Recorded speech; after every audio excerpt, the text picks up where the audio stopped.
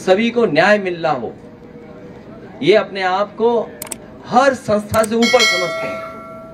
इनके लिए कोई संस्था नहीं है। भारतीय जनता पार्टी के लोग अपने इशारे पे चला रहे हैं। ये सदस्यता कम कर रहे हैं, जमीनों पे कब्जा ज्यादा कर रहे हैं। इनकी जो सदस्यता चल रही है वो कम चल रही है, लेकिन जमीनों पे कब्जा ज्यादा चल रहा है। इतना भ्रष्टाचार, बेईमानी, लूट कभी नहीं होगी जितनी इनकी सरकार में हो रही है।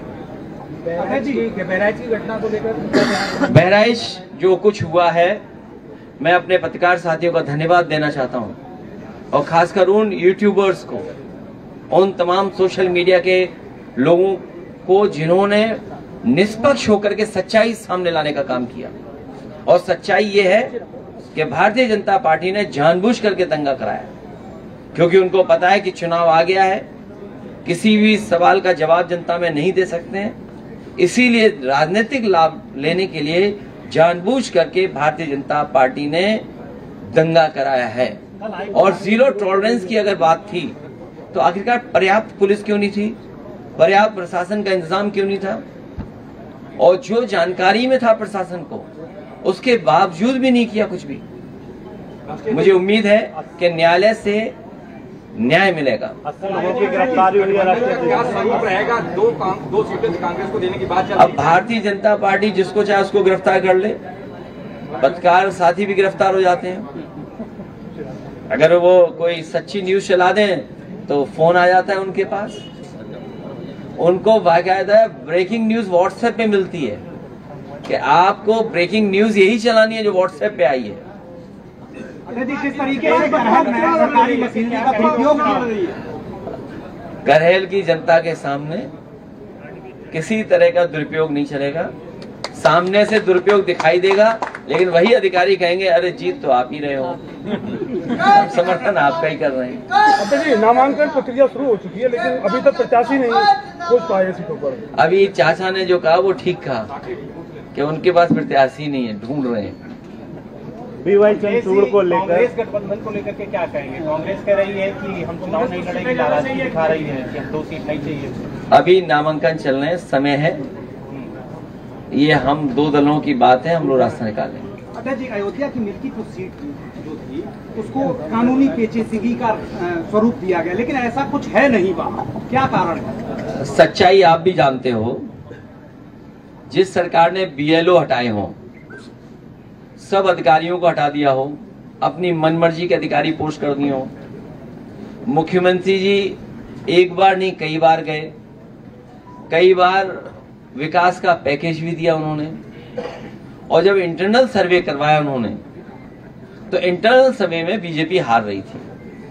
फिर मुख्यमंत्री ने बार बार कार्यक्रम लगाया, और बार बार कार्यक्रम लगाने के बाद सर्वे करवाया, उसमें भी बीजेपी हार रही थी। अध्यक्ष जी, करैल में डिप्टी CM आए हुए थे, वहां पर 69,000 जो शिक्षक भर्ती के अभ्यर्थी थे वो प्रदर्शन कर रहे थे, उनके ऊपर FIR दर्ज की गई है, उनको जेल भेजा गया डिप्टी CM के प्रोग्राम में। मैंने पहले भी कहा आपसे कि ये किसी को न्याय नहीं दे सकते। भारतीय जनता पार्टी किसी को भी न्याय नहीं दे सकती। जो न्याय नहीं दे सकता वो सम्मान भी नहीं कर सकता।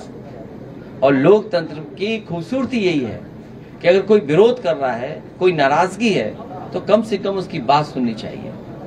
ये जो सत्ता की ताकत से जो मुकदमे लगाए या जेल भेजा है या उनको परेशान किया जा रहा है, यही जनता है इनका हिसाब किताब करेगी इस चुनाव में। एक बार मुख्यमंत्री, उप मुख्यमंत्री और कई बार रोजगार के मेले, विकास के मेले जो है दिखाई, क्या लगेगा? अब सरकार पे उतना समय नहीं है जितना समय था उन पर। जितनी सरकार चल रही है अब उतना भी समय उनके पास नहीं है। ये सरकार जाने वाले लोगों की है। जनता इनको इस चुनाव में हरा करके विदाई का रास्ता खोल देगी। DAP खाद को लेकर मारामारी चल रही है, कहीं खाद नहीं है। और अभी मान लीजिए धान तैयार होने जा रहा है, क्या सरकार का इंतजाम है कि किसानों को सही कीमत दे देंगे? जिन लोगों ने कहा कि किसानों की हम आय दोगुनी कर देंगे, धान तैयार हो गया, क्या तैयारी है धान खरीदने की? किसानों को पराली जलाने से रोका जा रहा है। ये पराली वाला बड़ा सवाल है। सरकार को किसान के साथ अन्याय नहीं करना चाहिए। एक सवाल है, अभी इलेक्शन के दौरान भी आपने ईवीएम को लेकर सवाल खड़े किए, आप एलन मस्क ने भी ईवीएम पे सवाल खड़े किए, इवन अमेरिका में भी अब इसको सपोर्ट नहीं मिल रहा है। हाँ, जिस तरह टेक्नोलॉजी आगे बढ़ रही है और टेक्नोलॉजी से कई बार आपको सूचनाएं मिलती हैं कि टेक्नोलॉजी के माध्यम से घटना हुई है। आज ही के अखबार में पढ़ा गया है और किसी अखबार में ये सूचना दी गई है कि सबसे ज्यादा घटनाएं जो आपके टेक्नोलॉजी के माध्यम से होती हैं वो सबसे ज्यादा उत्तर प्रदेश में हो रही हैं। चाहे वो एटीएम से टेक्नोलॉजी के माध्यम से पैसा निकालना, किसी का कार्ड मिसयूज करना, इस तरह की घटनाएं सबसे ज्यादा हो रही हैं। और एआई आने के बाद बहुत सी चीजें बदल रही हैं। जर्मनी जैसा देश जो विकसित है वो अपने यहां कहता है कि अगर ईवीएम इस्तेमाल होगी तो वो अनकॉन्स्टिट्यूशनल होगी। तो जब जर्मनी जैसा देश जो दुनिया में बहुत आगे है, भारत से कई मामलों में बहुत आगे है, जब वो देश ईवीएम के इस्तेमाल को अनकॉन्स्टिट्यूशनल कह रहा है तो स्वाभाविक है कि उस पर सवाल खड़े होंगे, उंगली खड़ी होगी। तो क्या 2027 में ईवीएम क्या रहेगा क्या? ये विषय अभी का नहीं है। हमारी बात और समाजवादी का पक्ष में लोकसभा में भी कह चुका हूं, वो आप देख लीजिए मैंने क्या कहा। प्रोफेसर साहब ने एक बयान दिया है, ये कहते हैं कि बटोगे तो कटोगे, इस तरह के बयान को आप किस तरह देते हैं? हर प्रचार में ये यूज होता है। वो समाजवादियों को बता रहे हैं और पीडीए परिवार को कह रहे हैं कि सब लोग एक हो जाओ। केंद्र की सरकार पार्टी तकनीकी की बात करते हैं और एक बम की एक सूचना आ जाती है, हवाई जहाज वापस करा लिए जाते हैं और हम विदेशों में ट्रिलियन की बात कर रहे हैं। मेरे पत्रकार साथी, आपको मैं याद दिलाना चाहता हूं, उत्तर प्रदेश के मुख्यमंत्री जी ने कहा था कि विधानसभा में आरडीएक्स आ गया है और जब उसकी जांच हुई तो पता लगा है वो खैनी वाला मसाला था कि वो जो कभी कभी लकड़ी के में इस्तेमाल होता है। तो ये बात तो विधानसभा की मैं कह सकता हूँ।